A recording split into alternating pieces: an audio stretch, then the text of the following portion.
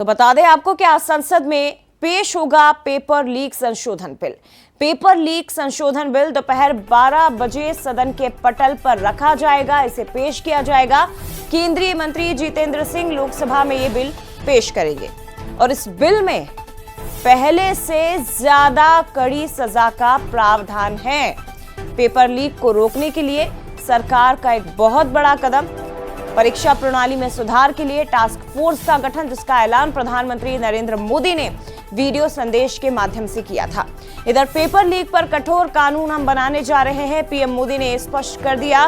नंदन नीलेकणी, आपको बता दें, इन्हीं के नेतृत्व में एक हाई पावर टास्क फोर्स बना दी गई है। सरकार ने 6 सदस्यीय हाई पावर टास्क फोर्स का गठन किया है, जिसका जिक्र पीएम मोदी ने कल एक बार फिर से अपने वीडियो संदेश के माध्यम से किया था। जानकारी आपको दे दें कि इसरो के पूर्व अध्यक्ष सोमनाथ टास्क फोर्स में शामिल हैं। आईबी के पूर्व डायरेक्टर तपन डेका भी इस टास्क फोर्स के सदस्य बनाए गए हैं और आईआईटी मद्रास के डायरेक्टर वी कामकोटी भी इस टास्क फोर्स के गठन है। यानी कि दिग्गजों को शामिल किया गया है टास्क फोर्स में और इस बार कहीं कोई चूक ना रहे, कहीं कोई कमी ना रहे।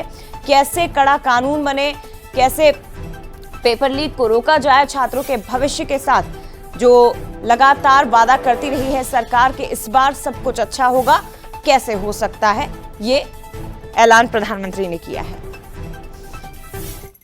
फ्रेंड्स, विद्यार्थियों के भविष्य के लिए भारत सरकार लगातार अनेकविध कदम उठा रही है। जिन लोगों ने विद्यार्थियों के भविष्य के साथ खिलवाड़ किया, वे जेलों में सड़ रहे हैं।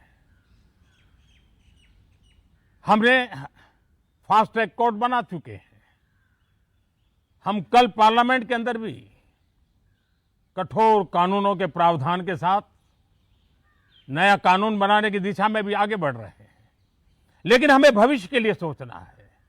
हमारी परीक्षा पद्धति विश्वस्त हो, हमारी परीक्षा पद्धति ट्रांसपेरेंट हो, हमारी परीक्षा पद्धति में सबसे ज्यादा टेक्नोलॉजी का उपयोग हो। इन सारी बातों को ध्यान में रखते हुए विश्व प्रसिद्ध टेक्नोलॉजी एक्सपर्ट श्रीमान नंदन नीलेकणी जी के नेतृत्व में एक हाई पावर टास्क फोर्स बनाने का निर्णय किया है, जो एग्जामिनेशन रिफॉर्म की तरफ फोकस करेगा और जल्द से जल्द आने वाली परीक्षाओं की विश्वसनीयता को सुनिश्चित करने का काम इसके रिपोर्ट के आधार पर कर दिया जाएगा। बहुत बहुत धन्यवाद।